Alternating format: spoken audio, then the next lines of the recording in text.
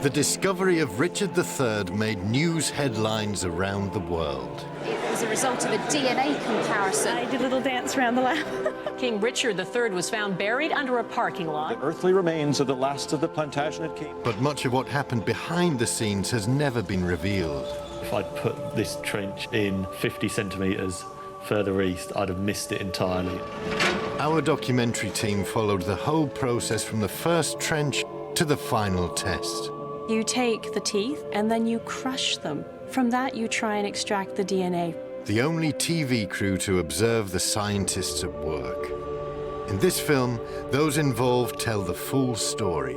That's what I think would have delivered that wound to the top of the head. With new revelations. It's just possible that the hands of this individual were tied at the point he was buried. And surprising twists. Joe Appleby thought it could possibly be a female. It was almost like having to think about planning emigration at that stage. This is the inside track on one of the greatest archaeological detective stories ever told. The hunt for England's lost king.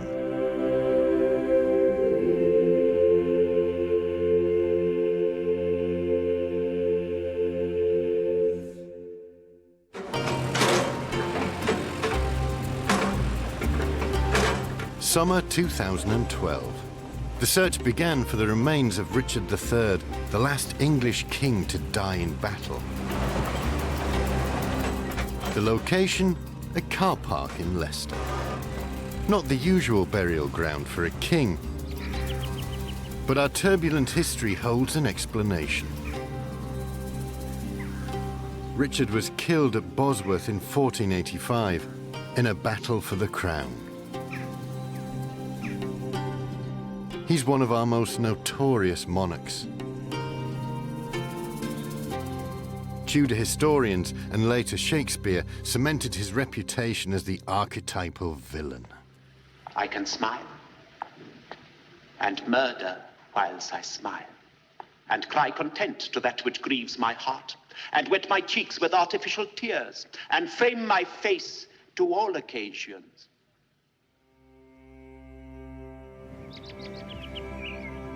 His body was taken to Greyfriars Church in Leicester, 14 miles away. He was buried quickly in a simple grave. The building was destroyed during the Reformation and the tomb was lost.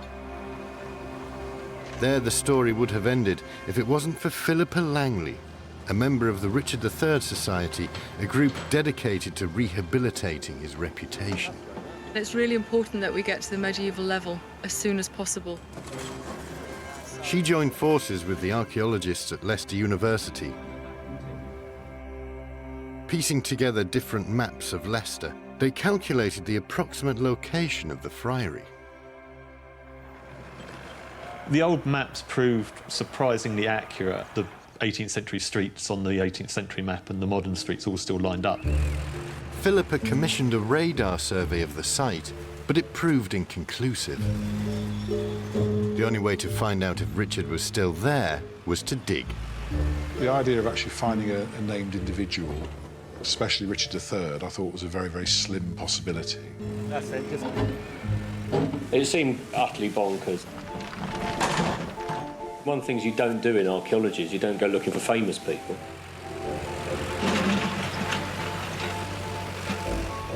I confess, I think we were all quite sceptical that we would actually find anything. I remember being there on the first day going, it'll be fine. We won't find anything, it'll be fine. Don't go too deep. Thinking there's some bones on top, there may be a skeleton. I was there to witness the whole thing. Realistically, I thought we'd be doing well just to find a few friary buildings, dig those, do a bit of sample excavation, close it up, and off we go. But it became clear pretty soon that there was going to be more to this project than we originally thought. In the first trench on the first day, site director Matt Morris made an intriguing find, but no one yet realised its significance.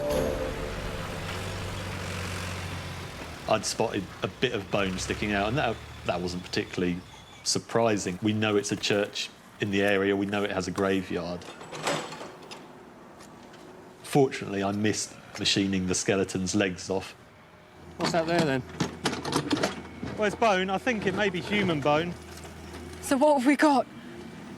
We found human bone. It looks to be two legs parallel with each other, and that, to me, suggests it's an articulated human burial rather than just loose bone knocking around in the soil. So now that we know it's articulated, we can't touch it until we get the Home Office licence to deal with the human remains. Okay. What we can do, though, is we can clean all the way around it, clear all the loose rubble back, and we'll then get a good idea whether we've got more burials in the area, if we can see any other features that may relate to a graveyard or to the friary. So it's good news. It's been a good first day. Matt had no evidence that these remains had any connection to Richard. The challenge was still to find the friary, locate the church, and pinpoint the choir area where he was reputedly buried. Finds started coming thick and fast.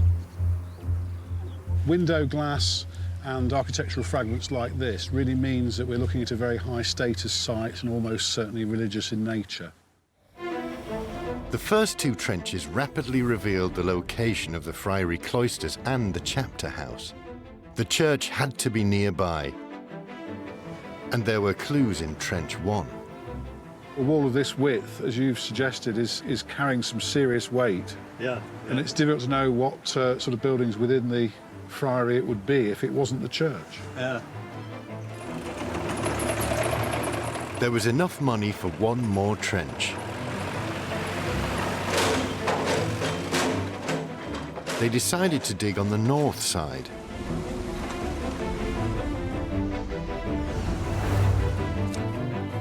An inspired choice which gave me the chance to make my first archaeological finds. Very ornate. We started finding lots of floor surfaces, lots of mortar floor surfaces. Instantly, great contender for the church. In fact, there's nothing else really it could have been. In just over a week, the team had achieved more than they dared hope.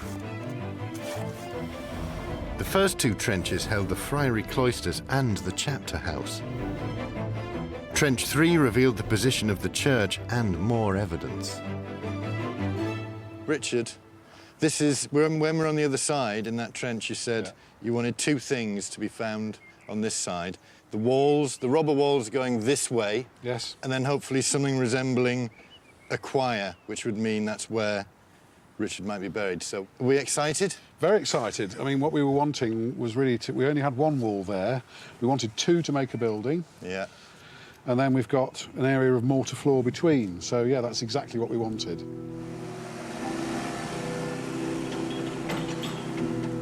What happened next caught me by surprise. The team realized that the church choir could extend all the way back to the first trench and to the leg bones found on the first day.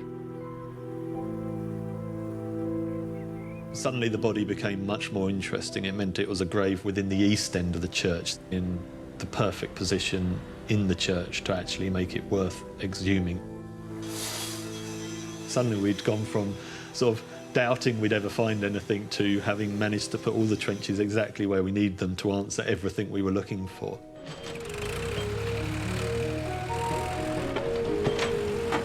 This is where Matt found the bones. Whoa, and they're going in. There's some pretty serious work going on there. The plan here is they're going to dig out another section of that wall there so that we can get at the bones.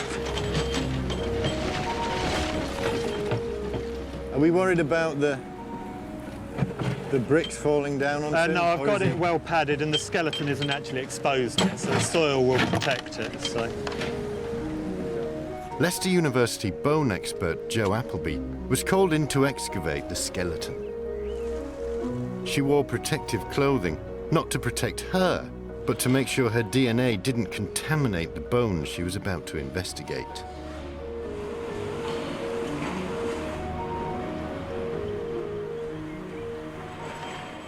Here we've discovered something to go with our legs. Yeah, Joe's just found a skull in the grave. Wow. It's a bit of a problem though, in that it seems to be a lot higher than where we had the legs Right, when we I found see. them. I'm quite excited because that appears to be a hole in the skull. Yeah, that's not an old hole. That's a hole that's been there for 10 minutes. I was just basically taking it down with this mattock here, and unfortunately that's gone into the top of the skull, so that's what's caused that hole. Right.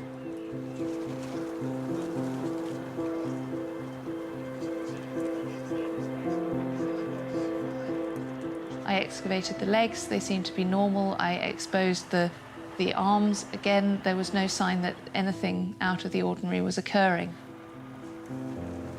Until I started to excavate the spinal column. The first few vertebrae were completely normal, were doing exactly what I expected. But when I got to about the fifth vertebra from the bottom, all of a sudden, the next one wasn't where I was expecting it to be, and I couldn't find it.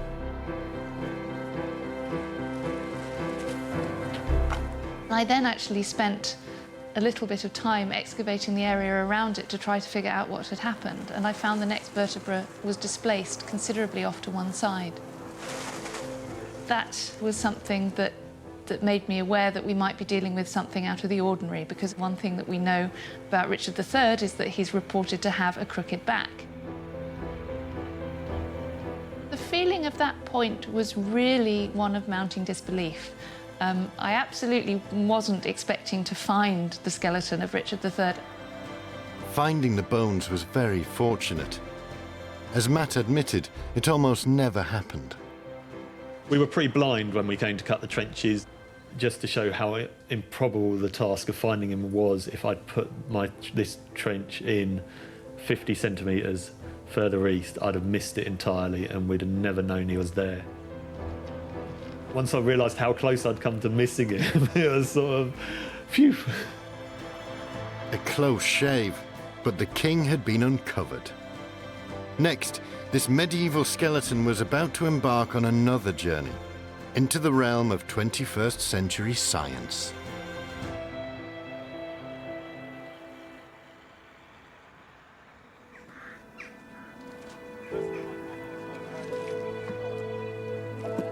September 2012. The archaeologists from Leicester University were gathered around a hole in the ground containing a lost King of England. And they didn't quite know how to react.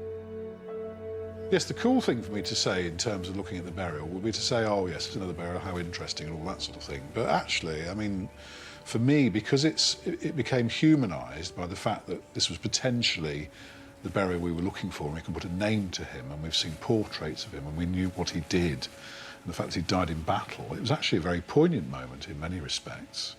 So I think, yes, I would be lying if I didn't say that the hairs on the back of my neck stood on end, and I looked down this hole and saw the curved spine and saw the skull with evidence of trauma on it. So it was quite a moment, really, yeah.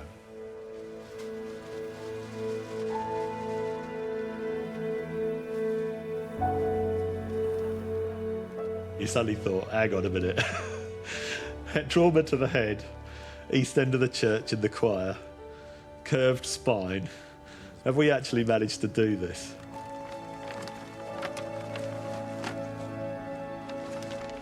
Femur. Yeah, left femur.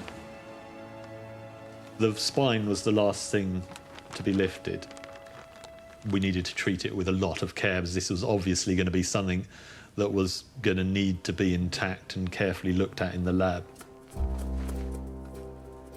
The skeleton had been uncovered only a few hours, but already Joe was able to piece together part of the extraordinary story these bones can tell. It was clear the body had been dumped in the ground more in haste than respect. The body had been slightly squashed up within the grave, so that the head was actually quite pushed up against the end of it. And something that was quite interesting is that the position of the hands is slightly strange for a medieval burial. They were crossed over the pelvis, but slightly over to one side. It's just possible that this might indicate that the hands of this individual were tied at the point that he was buried. Cheated of feature by dissembling nature, deformed, unfinished, sent before my time into this breathing world, scarce half made up. and that so lamely and unfashionable that dogs bark at me as I halt by them. This individual was placed into a very simply constructed grave. We don't have evidence for any kind of elaboration in it. We don't have a coffin, for example, or any other kinds of grave fittings. So he must have gone in either as he was or possibly in a shroud, but nothing of that has remained if that was the case. The lack of grave goods made the archaeologist's job much harder.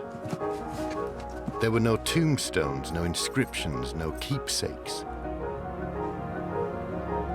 The only way to prove the skeleton's identity lay in the bones themselves. As we drove away, although the bulk of the skeleton was in the box in the back, Jo actually had the skull on her lap. The skull was the one we were going to take DNA from, and we'd kept it separate because we had to get it into the fridge. And it was all carefully wrapped up, and we couldn't just risk it rolling around in the van. So she was carefully holding on to it as we drove away. That was the surreal thing.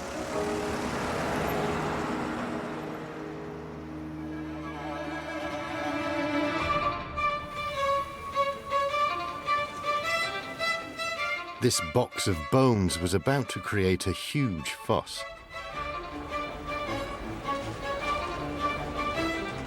The team at Leicester made their first announcement.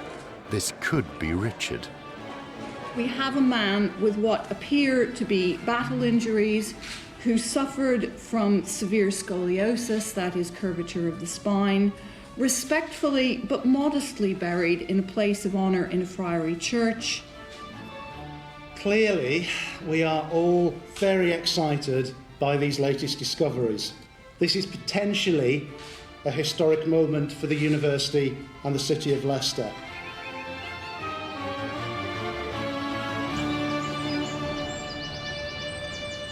But behind the scenes, the team had a vast amount of work to do. There would be CT scans, carbon dating, DNA sequencing, facial reconstruction, skeletal analysis. Every single piece of evidence had to support their case. It's quite a responsibility. I'm at a fairly early stage in my career. If something goes wrong with this, it's going to be very, very damaging for me. So yes, it does stress me a little bit. All would come to nothing if the scientists could not prove it was Richard. Geneticist Turi King had one of the toughest jobs. She had to find fragile DNA in bones that were 500 years old. Actually, what you could do is if you just hold it in place. When you're working with ancient remains, you have to be extremely careful about contamination. One of the biggest issues with ancient DNA is contamination with modern DNA. So what I was ensuring was that while excavating and while lifting the skelly, Jo was working under extremely clean conditions. When we were looking at the skelly, we were fully garbed up in the suits. We had face masks, we were double gloved. To ensure an accurate DNA result, each step had to be double-checked at 2 separate labs. The skeletal remains were actually in extremely good condition. Now, it doesn't necessarily guarantee that you'll be able to get ancient DNA out of them because it completely depends on the soil conditions. And what I was hoping to get were teeth, and that's because they're the most likely bit to remain. They're usually very well preserved. So what you do is you take the teeth and you take them into a clean room, you clean them extremely carefully, and then you crush them into a powder. And then from that, you try and extract the DNA from that powder. Sounds simple, but ancient DNA is broken into thousands of tiny fragments. Piecing them together takes months of painstaking work.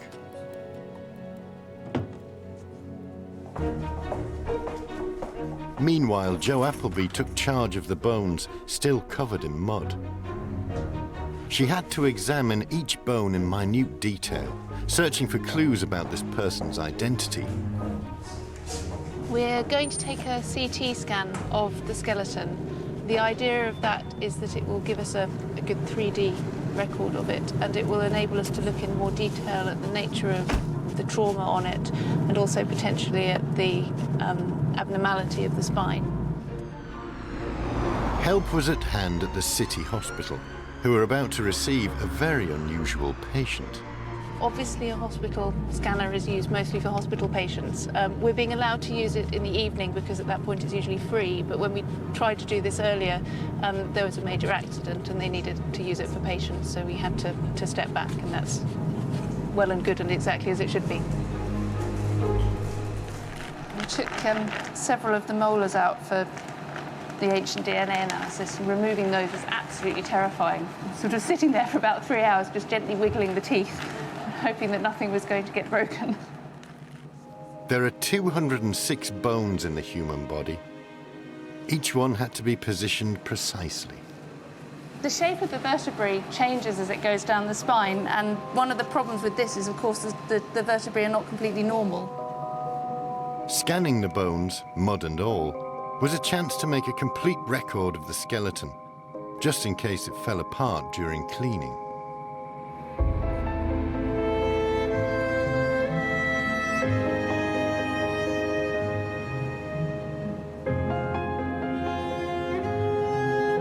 We've never scanned a skeleton like this before, and it's certainly a different thing to be thinking that it could be royalty.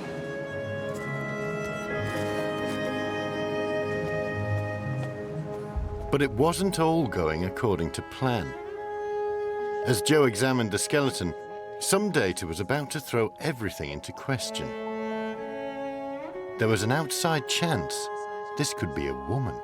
There are some features on the pelvis rather wider than we would normally expect to see in a male skeleton.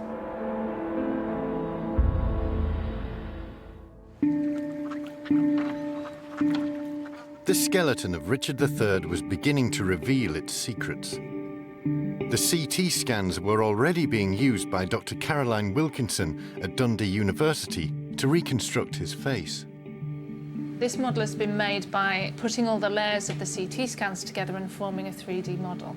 The process that we use for the reconstruction and depiction is anatomical. So what it should give us is a scientific evaluation of the face from this skull rather than the artistic representation in the portrait. A well-known painting of Richard survives. It would be interesting to see if the reconstructed face resembled it. But Caroline's technique was based on scientific data about muscle thickness and the distance between skin and skull. We've got a set of tissue depths measurements that are taken from white European men, in this case between the ages of 30 and 40. So we get lots of little virtual pegs so that it gives a kind of contour map within which we can work to produce the depiction. And basically slowly build the face from the skull out to the muscle structure.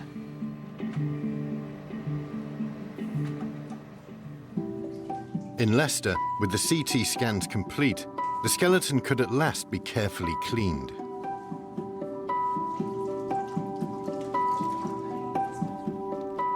Then Jo started her analysis.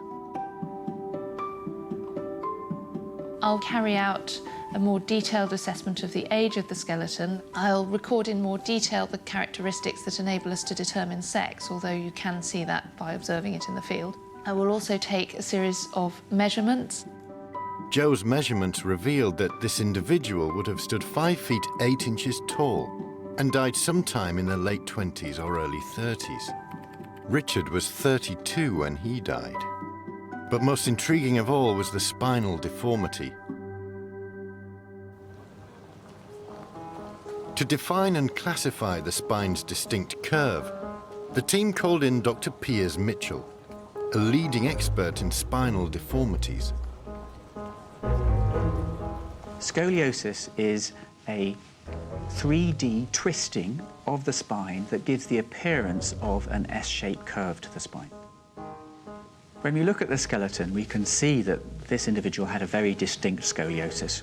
Taking measurements from the photographs when he was in the ground show the curve was between 60 and 80 degrees, which is a pretty big curve. Piers joined me, Jo and Philippa Langley from the Richard III Society to cast his expert eye over the bones. We've got the skeleton here laid out, and we've reproduced the curve as best we can. Just to show you a little bit about some of the bones we've got here, on this vertebra, you can see how we've got bone formed in the ligaments that connect this vertebra with the one above, which showed the curve would have been pretty stiff. Incredibly, Piers could tell that this scoliosis was not present at birth. Looking at Richard's bones, we can see that they're all of a roughly normal shape, so he didn't have a congenital scoliosis. Now, we know that his scoliosis started before he finished growth because we can actually see subtle changes on the bones where they follow the line of the curve, so they become very subtly wedge-shaped. So it's likely that his scoliosis started somewhere between the age of perhaps 10 and 13, roughly when most boys start going through their pubertal growth spurt. Inwardly, the effect was startling. The effect externally can be seen in this photograph of a modern patient with the condition. The scoliosis would have affected Richard's height too. He would have been shorter than the initial estimate of 5 feet 8 inches. The scoliosis could also have put immense strain on his heart and lungs and may have caused severe pain. Back to the sort of the Shakespearean myth. Would he have had a withered arm or any sort of oddness in his arms? If you compare humerus on one side with a humerus on the other, they're exactly the same length. Same for the forearm, they're symmetric on both sides, so there's no reason to think that one side was withered compared with the other. One thing Joe and I did notice was that the radius bones here are relatively gracile or feminine. When we looked at the bones, especially the bones of his arms, there weren't strong muscle attachment markings, and the bones look quite slim.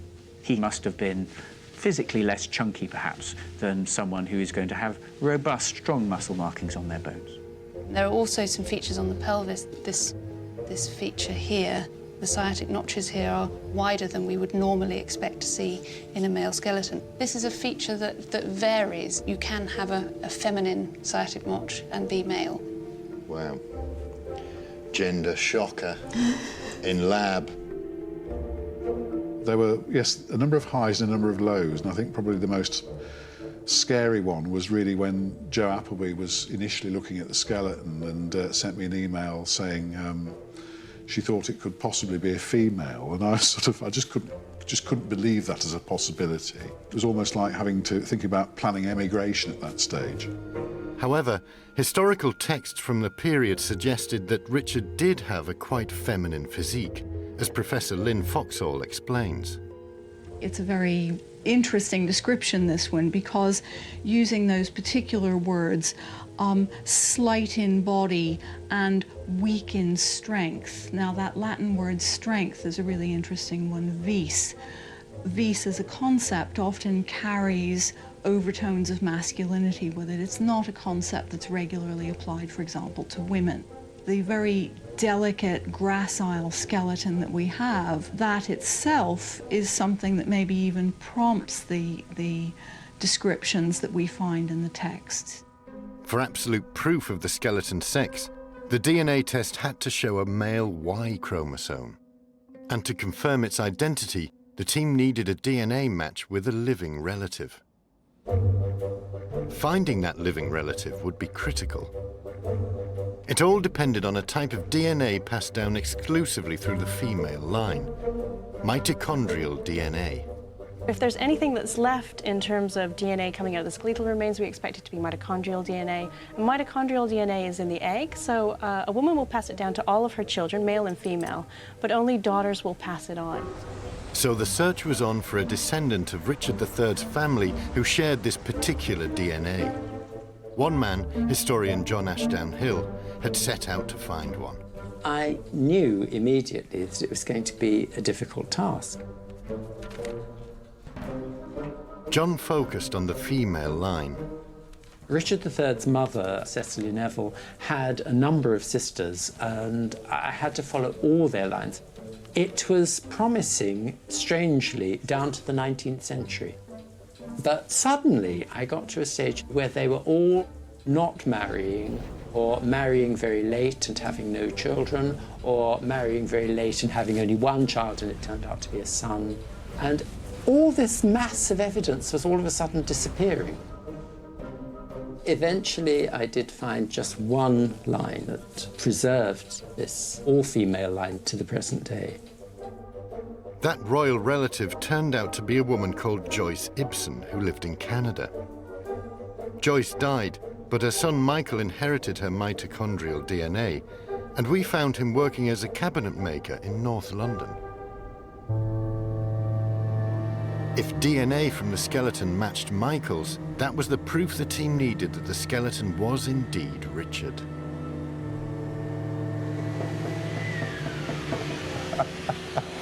Hi. I'm looking for nephew of Richard III. Have I found him? I think you found one. The last of the Plantagenets. Well, possibly. Possibly. Did you ever feel you had this royal blood? No, we had no idea until my mother was contacted in 2005 by John Ashdown Hill and informed that he had traced her as a female line descendant of Anne of York, Richard's elder sister. All this business of DNA, well, DNA is physically, it's part of who you are. Part of my physical being is directly related to the family of Richard III. And it makes you stop and think. And I find it somewhat overwhelming at times. Research by Leicester University's genealogist, Professor Kevin Schurer, confirmed Michael was a direct descendant, 17 generations removed from Richard. He was related through the all-important female line. But the line stops with Michael and his siblings. When they die, the line dies with them. So the skeleton was unearthed in the nick of time.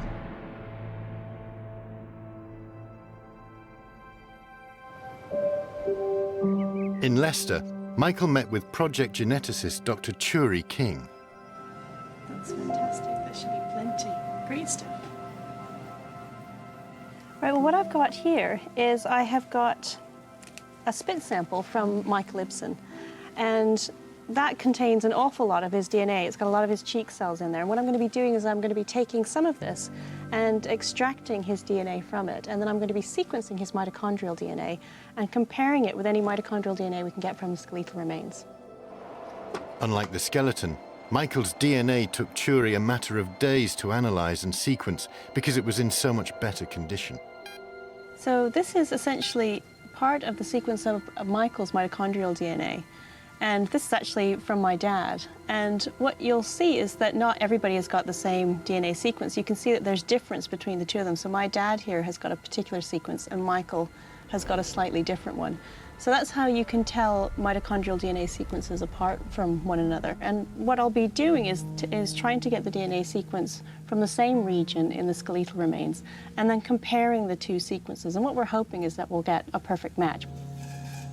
As the DNA hunt intensified, the team were making astonishing discoveries on the skeleton, revealing not just how Richard died, but the sequence of injuries, the weapons that caused them, and his final brutal and bloody moments as he fought for his crown and life on the battlefield.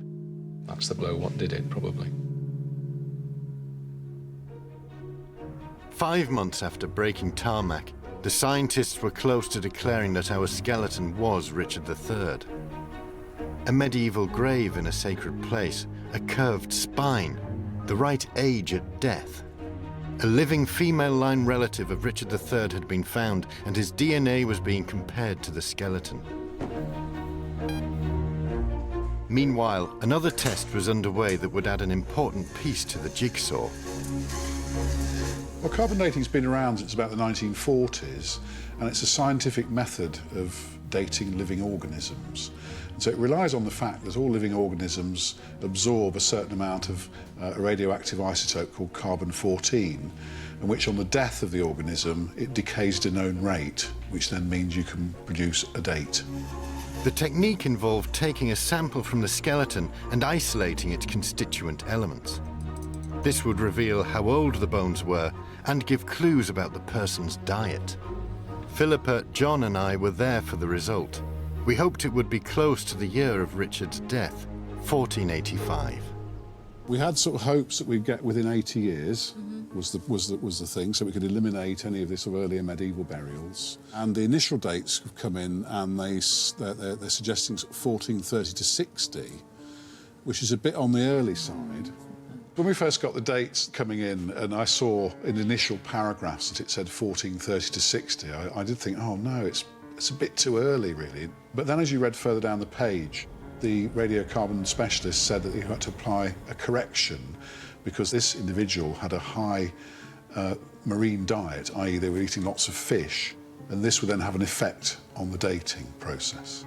Because the individual was eating a lot of marine fish, by eating marine fish, the marine fish are absorbing lots of earlier carbon-14, and it's distorting the date. So then it's remodelled. It then gives us a 95.4% probability that it's AD 1450 to 1540. It is absolutely That's great. So I think what's particularly interesting about this analysis is that it's confirmed that Richard III had a very high protein diet. Lots of meat and even more fish, which is effectively showing us what a high status individual he was. Because the population of medieval Leicester, based on work we've done on many excavations in the city, show that most people would have been eating pottage, and only very rarely would they be able to get access to fresh meat and fish.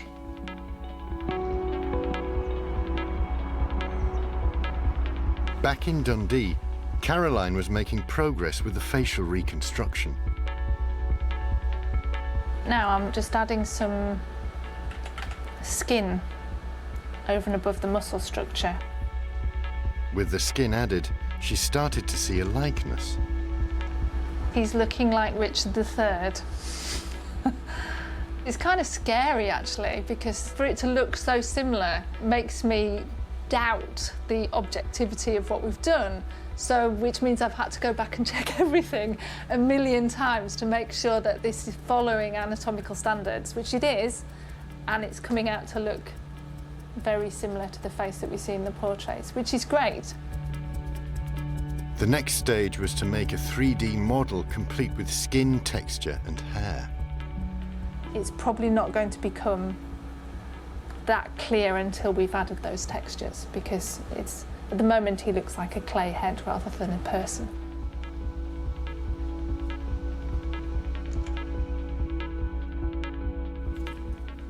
This is really nice, isn't it? The detail that you can see on here is fantastic. In Leicester, another investigation was underway. Materials engineer Sarah Hainsworth and weapons expert Bob Woosnam Savage were matching the skeletal injuries to the weapons that might have caused them. One direction, it looks a bit like a scoop. Yes, definitely. There's the blade coming across. This is really interesting, this injury here to the top of the head. We've clearly still got bone in the gap between the two bits of the skull there. It's just been sufficient to break the skull, but not to puncture right through and push that plug of bone out of the way. When we analysed the skeleton, we were able to identify a number of injuries on it. Interestingly, none of them showed any signs of healing, so that we know that they all occurred around the time of death. Joe Appleby, forensic pathologist Stuart Hamilton and armourer Bob Woosnam Savage identified a pattern to the fatal blows. We found a series of injuries on the skeleton tell us about the moments leading up to his death and immediately afterwards. You can see that there's a bit of a slice here, and we think that what's happened there is perhaps somebody has taken a slicing action at him with a sharp-bladed weapon, and it's just nicked the top of the head. Yes, the blade is sort of a scooping depression, and there's still striations on there, so the blade came in and out. Bob believed this injury was probably caused by a sword. Not a blunt, cumbersome weapon, but a piece of advanced military technology. These were actually state-of-the-art weapons at the time, and this fine medieval sword is actually nothing more than a precision instrument, a killing machine or the same, but it's perfectly balanced to do its job. That's this point of balance, and that means this sword could be used with great speed, great grace, great dexterity, but it's there to kill somebody. So then we also have this much more noticeable but still quite small wound. It's a penetrating injury of some kind. You can see there's just a very small entrance wound on the top of the skull. The penetrating wound to the top of the head was probably delivered by something like this. This is known as a rondel dagger, The blade, as you can see, is actually a four-sided needle, a very strong needle, and it's designed purely for piercing. And you find in the late 15th century illustrations which show people holding a dagger like this over a prone victim. They're standing over his head and they are pushing down on the top pommel. That's what I think would have delivered that wound to the top of the head. And then, of course, we come to the most obvious of the wounds on the skull, which is this very major slice that's been taken off. And we actually have part of the slice of bone that's been cut away here. It's a very, very dramatic injury. Again, you're talking about a lot of force behind something to actually cut through the skull like this. Certainly, if you look at where this injury is, the brain would be visible through that. We all know how vascular the scalp is. We know how many blood vessels are. You just bump your head and how much it bleeds. There's these areas where pieces of scalp will be sliced off for the skull. So there's going to be a lot of blood coming from those injuries. There is going to be brain visible. You don't walk away from something like that. No. Not even today with modern neurosurgery. So I think that's the blow what did it, probably. This is a halberd. This is basically an axe blade, as you can see. Now, these would have been razor sharp, these edges, and what's interesting about the halberd being used is that this would seem to match the catastrophic trauma on the back of the skull there, where it's been sliced. I think this is the killing weapon. So then there's one final wound on the skeleton, and again, we're very sure that this is something that happened after the death of Richard, and that's on the pelvis. There's actually a line across here. We can see that something's come in from the back. It's penetrated slightly to the front there. So what we think is that somebody has actually stabbed him with some kind of a bladed weapon. Into the buttocks? Yeah, into the backside.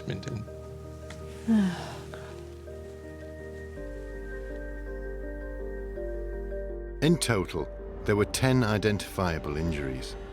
The small stabbing wound to the top of his skull, 3 more glancing blows, a dagger to the cheekbone, a cut to the jaw, 2 fatal wounds to the base of the skull, a blade cut to the ribs, and a brutal humiliation wound, probably administered after death. He may have suffered countless further injuries that left no mark on his skeleton. The combination of the curvature of the spine and the pattern of injuries, it's not just the single injury that caused death, but the pattern of the injuries suggests very strongly that this is him.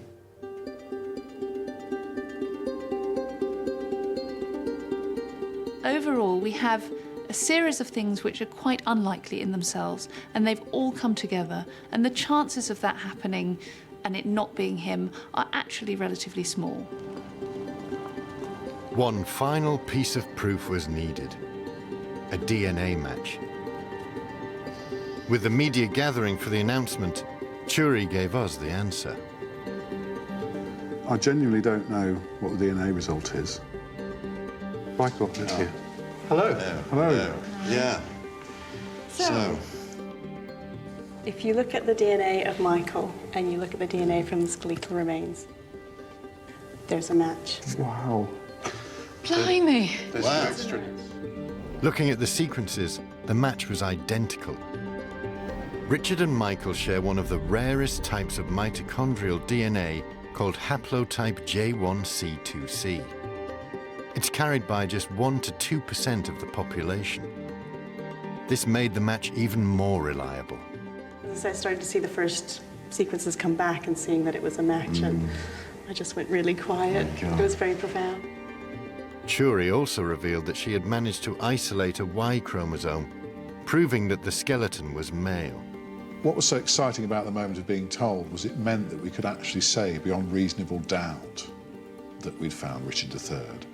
Whereas without the DNA, it might have been something like the balance of probability is that it's Richard III. To reinforce the genealogical research, Kevin Shurer and Churi King obtained a DNA sample from another female line relative of Richard III. They also matched. And I can now tell you There is a DNA match between the maternal DNA from the descendants of the family of Richard III and the skeletal remains that we found at the Greyfriars Dig.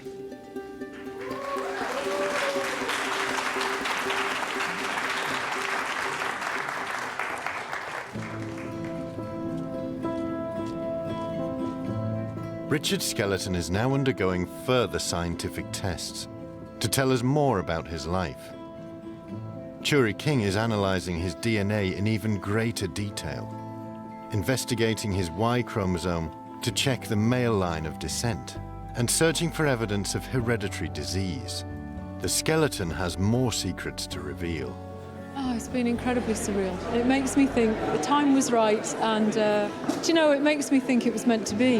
This was such a long shot, and none of us ever expected to find a dead king. I mean, come on, how often do archaeologists do this?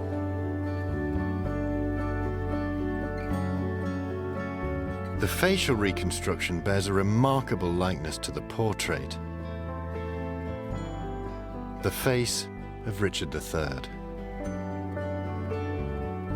For everyone involved, it's been an incredible journey.